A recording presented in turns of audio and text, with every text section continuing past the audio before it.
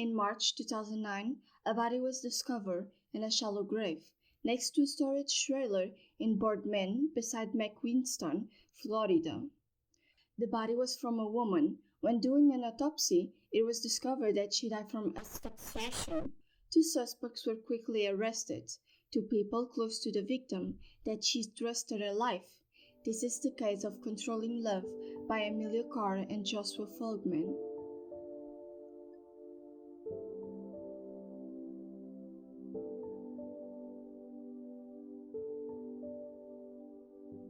On March 19, 2009, the body of a woman was found in a shallow grave on the backyard of a house next to a trailer. The victim was Heather Strong, of then 26 years. She was missing since February 15. She left for work in a restaurant, Aaron Skylet on a station gas, and never came back. Heather Strong was born on March 2003, 1982, in Starkville, Mississippi. She had 2 kids with the love of her life, Joshua Fulgham, one of 3 years and the other 9 years. In December of 2008, the 2 married, but their relationship wasn't normal. Joshua had a history of domestic violence towards Heather, and people from outside could see from far away that Joshua was very possessive towards Heather. Caroline Spence, Heather's mom, remembers of a situation that happened 3 years ago, when Joshua called her and said that he had tied up Heather, covered her mouth, and put her on the trunk of the car so that, according to him, the crocodiles could hit her. Ben McCullen, a mechanic in McKinston that Heather was dating, confessed to the police that Joshua already had called him to his house in shock, threatening to kill him and Heather. Misty String, Heather's cousin, was the first to report Heather's disappearance. She believes that everything goes around the control. Joshua always liked to control every aspect of Heather's life. Heather had already made reports at least 2 times of Joshua of domestic violence. The first was on September 2008 and the other was in January 2009. It was in that month that Joshua was arrested for aggravated aggression with a fire gun for threatening Heather with a shotgun. He served some time in prison but soon got out because Heather took out her complaint.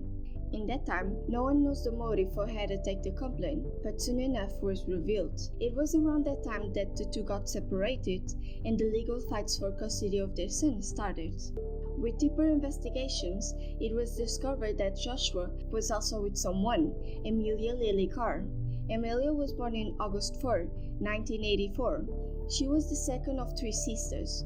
When she was 15 years, she reported an abuse made by her father to the school and later took it to the authorities. But her father was only arrested in February 2004 for attempted solicitation of his family murder, Emília, her mother, and one of her sisters, and was sentenced to 4 years in prison. Emília was married 2 times and has a restriction order against one of her husbands for domestic violence. She was also sentenced to 2 years of parole for involvement with her ex-husband in traffic of exotic birds. When she met Joshua, she already had 3 children, and in November of 2008, they got engaged, but a month later, Joshua married Heather. It's not known what was the motive for the unexpected change of Joshua, and not what effect it had on Emília. Emília's mother told that Emília couldn't believe what happened and was devastated. Here he proposed to her, bought her the ring for her, and in December, he came and took it, and married Heather. But Misty, Heather's cousin, seemed to think otherwise. She said that the marriage was a fraud. Everything was a scheme to deceive Heather so that Emília and Joshua could eliminate her. Why else would Emília let him marry her? Misty asked. Misty doesn't remember her cousin saying anything bad about Emília. She believed the couple wanted Heather out of the picture, maybe so that Joshua didn't have to pay child support. The only thing that makes sense is money, she said. In statements, Emília's mother and sister said that Emília and Heather had a peaceful relationship without tension. Emília even babysit one of Heather's child. The only thing that mattered to Heather was her family, especially her children. Those kids went everywhere she went, Heather's mother said. The 2 kids were later gathered by the social service. With new proofs, details about an accident between Emília and Heather come to light. In January 2009, a month prior to the crime, Emília had supposedly held a knife against Heather's neck, demanding that she sign a letter that would make her drop the accusations of domestic violence against Joshua, and he would be get out of prison. Jamie Combe, one of Emília's ex-boyfriend and father of one of her children, said to the detectives that Emília wanted Heather out of the way because she knew that Joshua would come back to Heather independently what their relationship was going through. It was in February 15 that Joshua led Heather to a storage trailer behind Emília's mother's house. But when Emília arrived, Heather wanted to get away and started to give excuses, but Joshua pushed her to a chair, while Emília used a tape to maintain her on the chair. Joshua then forced Heather to sign a document that gave him the total guard of their children. Emília then put a plastic bag on Heather's head and Joshua used the tape to stick the plastic bag on their neck. Emília tried to break Heather's neck 2 times, but that didn't seem to work. So Joshua decided to put his hand above her nose and mouth and asphyxiate her. The most perturbed part was that during the homicide, Emília was pregnant of 8 months. She gave birth 2 months after she was arrested, and the baby was delivered to adoption. It's believed that the father of the baby was Joshua.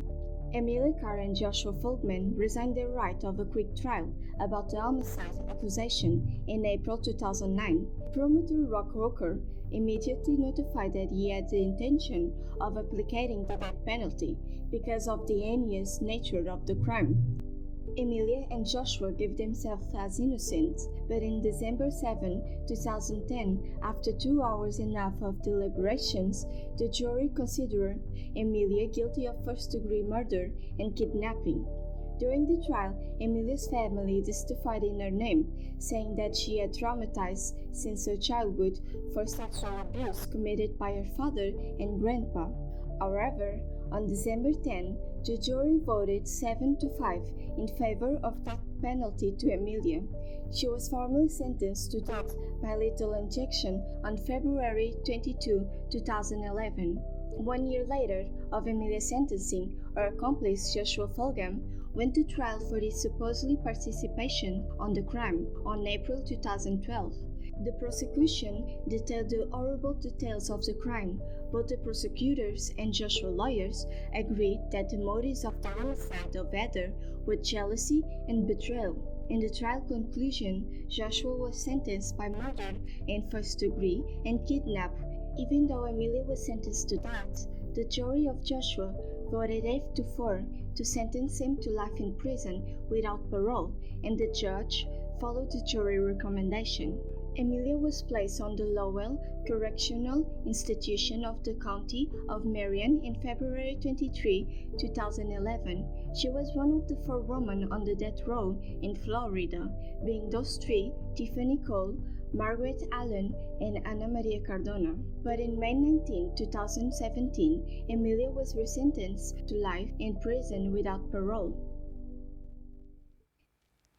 This is all we know about the case of the love triangle of Emília Carr, Joshua Fulgham, and Heather Strong that unfortunately stole the life of a young mother of 2 of just 26 years. What is your opinion about the horrible crime that Heather suffered and about the trial decision of annulation Emily's death penalty?